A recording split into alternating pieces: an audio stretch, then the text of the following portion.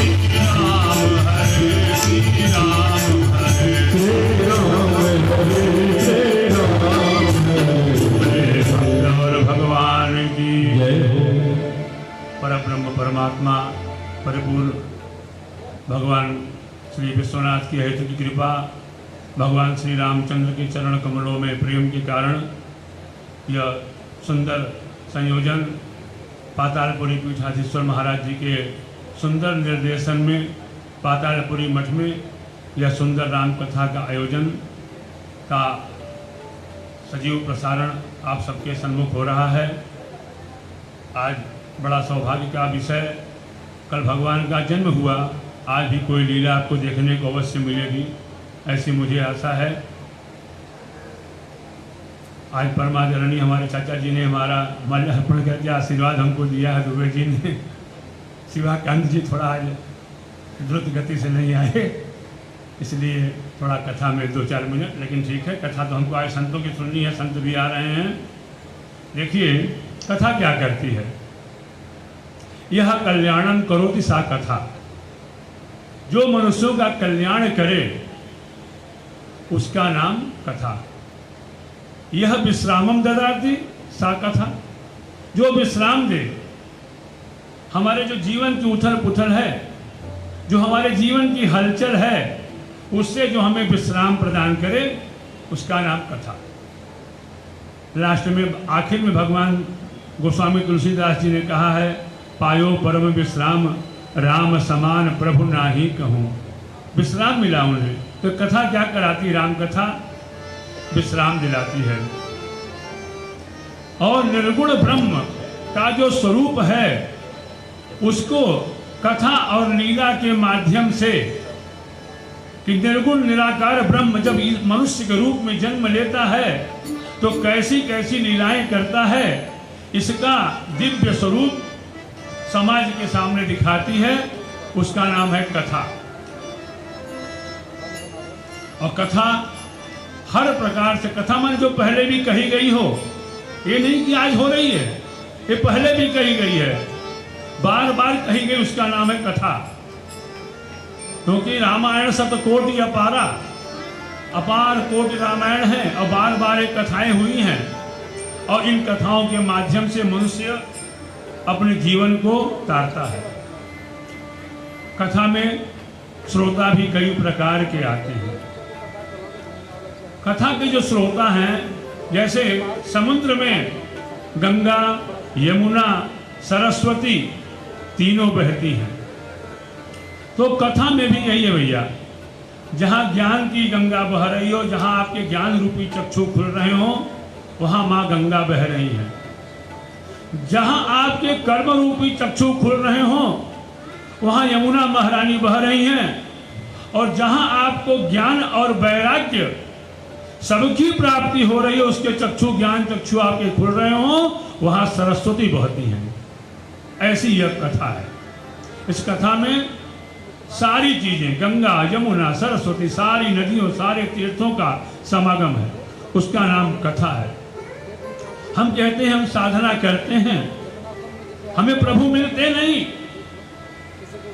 प्रभु कैसे मिलेंगे? हम प्रभु को ढूंढना नहीं चाहते। एक व्यक्ति बहुत परेशान था, पूछा लोगों से, भैया बड़ा परेशान हूं, कोई उपाय बताओ। लोगों ने कहा तुम भगवान श्री कृष्ण की पूजा करो। परेशान व्यक्ति भगवान श्री कृष्ण की मूर्ति ले आया और नित्य उनका पूजन करने लगा, धूप दीप माला फूल। सालों बीत गए, उसे कोई लाभ नहीं हुआ। फिर किसी से पूछा, भैया सालों से भगवान श्री कृष्ण का मैं पूजन कर रहा हूं, मुझे कोई लाभ नहीं हुआ। लोगों ने कहा तुम काली माता की पूजा करो। मरता क्या न करता, गया माँ काली की मूर्ति को लेकर के आया और उनकी पूजा करने लगा। महीनों जब बीत गए तो एकाएक उसकी निगाह ऊपर गई, तो देखा भगवान श्री कृष्ण की मूर्ति ऊपर बैठी हुई है। ने सोचा वाह भैया, इन्होंने किया कुछ नहीं, बैठे बैठे मेरे धूप बत्ती का धुआं का सुगंध महाराज ले रहे हैं। ऐसा विचार उस भक्त के मन में आया। एक बड़ा कपड़ा उठाया, गया भगवान का मुंह बांधने लगा। भगवान श्री कृष्ण प्रकट हो गए। बड़ा परेशान हो गया भक्त, बोला महाराज सालों धूपबत्ती दिखाया, माला फूल चढ़ाया, प्रकट नहीं हुए, आज कैसे प्रकट हो गए? कहें तब तुमको विश्वास नहीं था, आज तुम्हें विश्वास हो गया कि मूर्ति में भगवान निवास करते हैं, इसीलिए मैं प्रकट हो गया। तो हमारी साधनाओं में कमी है, इसके कारण हम भगवान को पा नहीं पाते। साधनाएं बड़ी कठिन है। साधना का मतलब क्या होता है? साधना, जिसको हम साध न सकें उसी का नाम तो साधना है भैया। नारद किसका नाम है? जिसकी कहीं कोई भी बात रद्द न हो, हर बातें सत्य हो, उसी का नाम तो नारद है। साधना बड़ी कठिन है। आइए छोटा सा एक भजन। मुझ पे रीझे न जो भक्त वत्सल प्रभो, मुझ पे रीझे न जो भक्त वत्सल प्रभो, सत्य है साधना में कमी रह गई।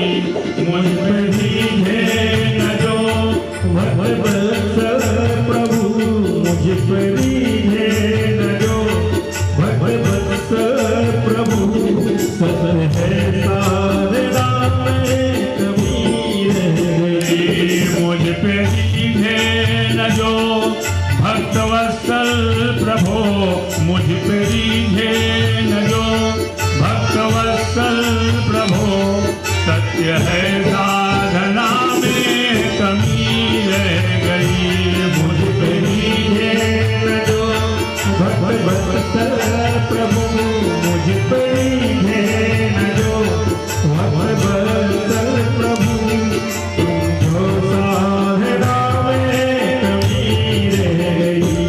ऐसे कह दूं कि उनकी कृपा में कमी है, कह दूं कि उनकी कृपा में कमी, उन मेरी वंदना में कमी रह गई। उन मेरी वंदना में कमी रह गई। मुझ पे रीझे न जो भक्त वत्सल प्रभु, मुझ पे रीझे न जो भक्त वत्सल प्रभु, सत्य है साधना में कमी रह गई। ऐसे मान ले वही करुणेश है, मान ले करुणेश है। नग्न पग से जो दौड़े थे गज आह पर, नग्न पग से जो दौड़े थे गज आह पर, मेरी बिनती सुनी अनसुनी रह गई। मेरी बिनती सुनी अनसुनी रह गई।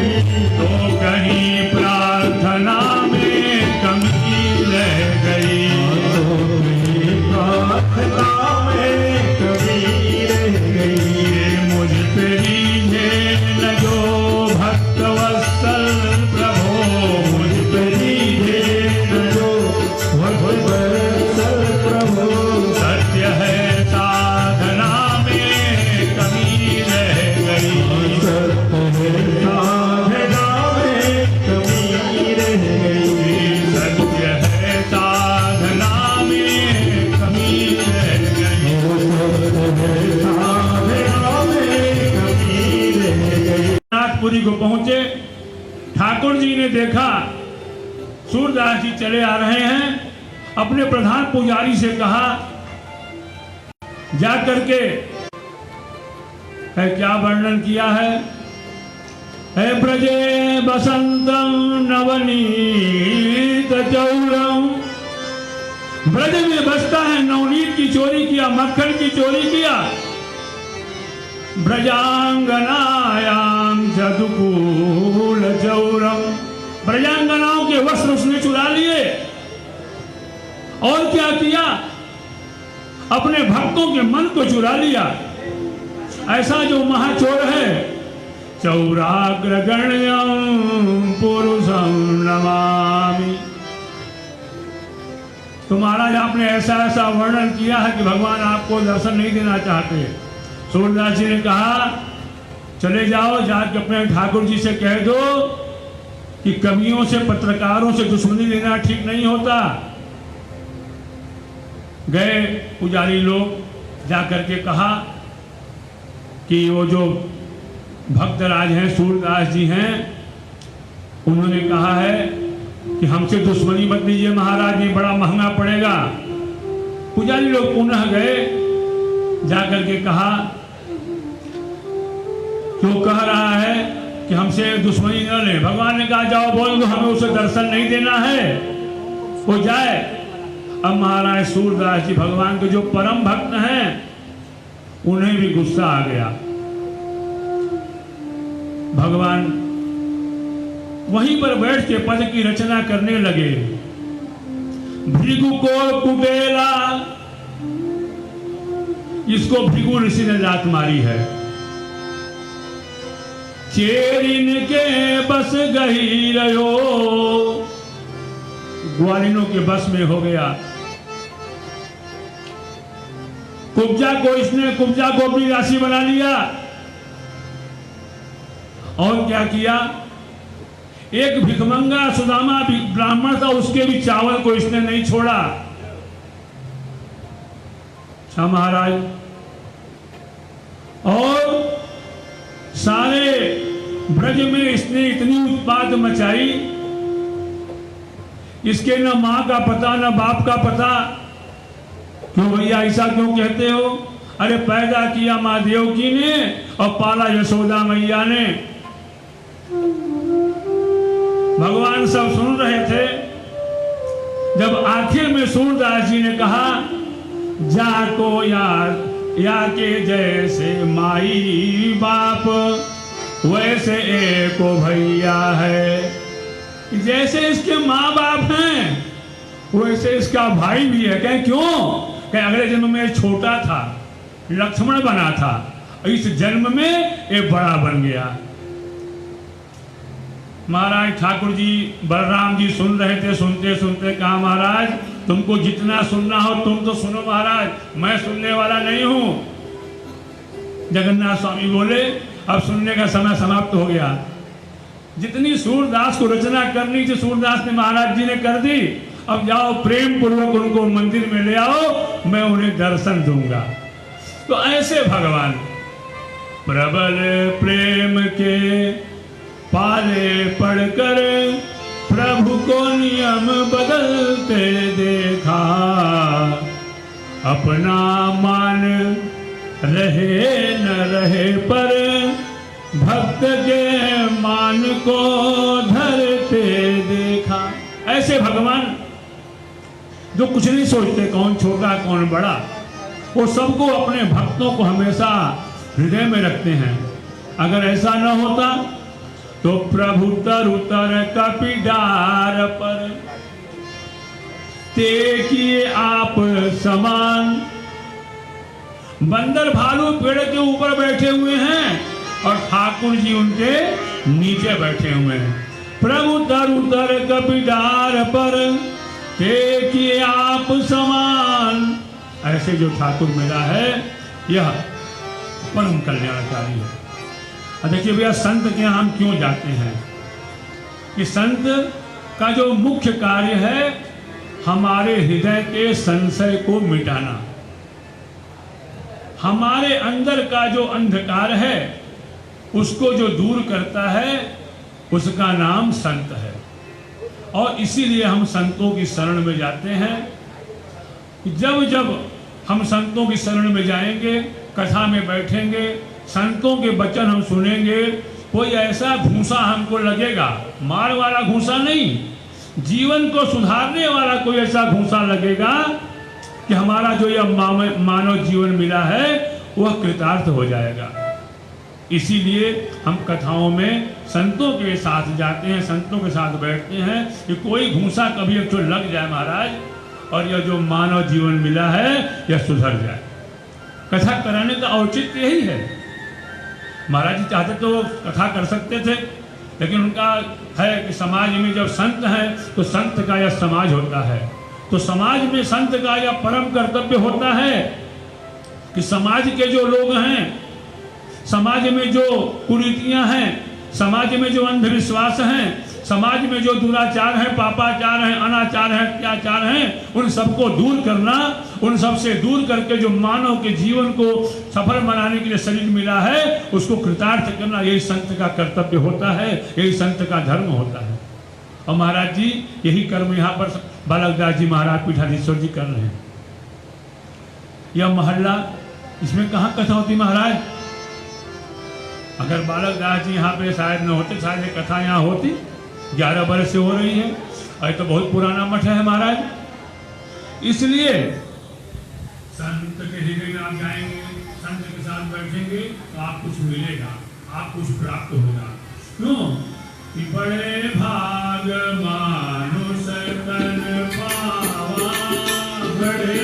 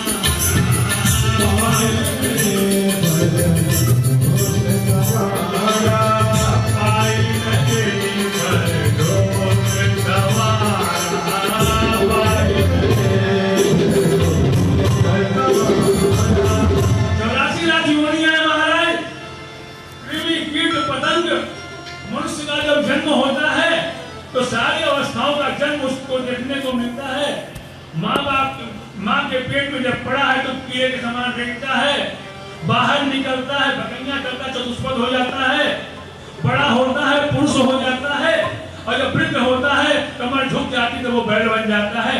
सारी अवस्थाओं का दर्शन इसे मनुष्य योनि में मनुष्य को हो जाता है। लेकिन इतना देखने के बाद भी हम मनुष्य समझ नहीं पाते, उसी में लगे रहते, उसी माया में, उसी मोह, उसी जंजाल में लगे रहते हैं। जिसके लिए जीवन मिला उसके लिए हम कुछ नहीं कर पाते।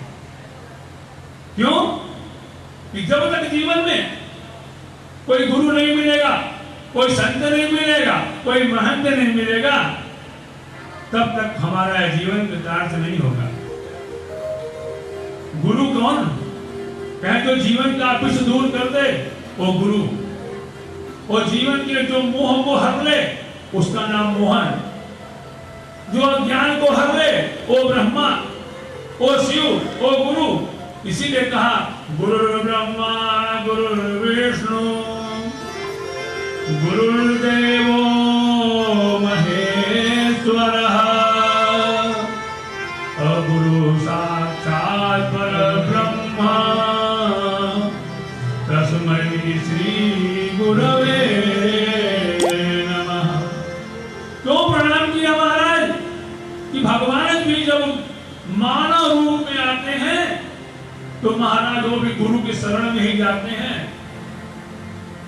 गुरु गृह गए पढ़न घुराई, गुरु गृह गए पढ़न घुराई, अलग काल विद्या सब आई, अलग काल विद्या जाति